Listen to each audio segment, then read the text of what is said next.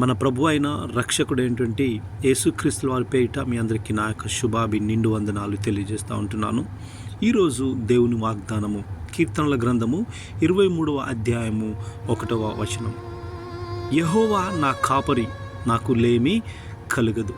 నా ప్రియ సహోదరి సహోదరుడా, యెహోవా మనకు కాపరిగా ఉంటున్నప్పుడు మనకు ఏ విషయంలో కూడా లేమి కలగదు అంటున్నాడు. ఏ విషయంలో కూడా మనకు తక్కువ అనేది కాదు అని దేవుని వాక్యం సెలవిస్తూ ఉంటుంది. మరి మనము పచ్చిక గల చోట్లలో ఆయన మనల్ని పరుండజేసేవాడుగా, శాంతికరమైన జలముల యొద్ద మనల్ని నడిపించేవాడుగా, మన ప్రాణమునకు ఆయన సేద తీర్చేవాడుగా ఉంటున్నాడు. నా ప్రియ సహోదరి సహోదరుడు, నువ్వు వింటున్నావా? కొన్నిసార్లు మనకు అనిపించవచ్చు గాఢాంధకారపు లోయలలో మనం సంచరిస్తుంటున్నట్టు.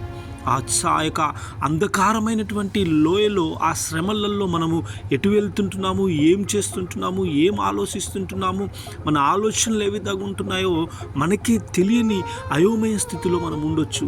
కానీ ఆయన దుడ్డుకర్ర, ఆయన దండము మనల్ని ఆదరించేదిగా ఉంటుంది. నా ప్రియ సహోదరి సహోదరుడా, మరి ఇదే కీర్తనలో నేను బ్రతుకు దినములన్నీ కృపాక్షేమములే నా వెంట వస్తాయి అని అంటున్నాడు. చిరకాలము నేను యెహోవా మందిరములో నివాసము చేసేవాడుగా ఉంటాను అని మరి దావీదు మహారాజు అంటున్నాడు. నా ప్రియ సహోదరి సహోదరుడా, దావీదు మహారాజే కాదు, నువ్వు నేను కూడా ఇలాగే మరి దేవుణ్ణి అడిగేవారుగా ఉండాలి, దేవుణ్ణి ఆశ్రయించే వాళ్ళుగా ఉండాలి. దేవుడే మనకు సమస్తమైనాడు. ఆయన మన కాపరి కాబట్టి మనల్ని ఏ విషయంలో కూడా లేమి అనేది మన జీవితాల్లో ఉండకున్నట్టుగా ఆయన చూసేవాడుగా ఉంటున్నాడు. దేవునికి స్తోత్రం. ఆయన కృప మనకు నిరంతరం ఉంటుంది. నా ప్రియ సహోదరి సహోదరుడా, ఈ యొక్క వాక్యము ద్వారా మనందరి దేవుడు దీవించి ఆశీర్వదించును గాక.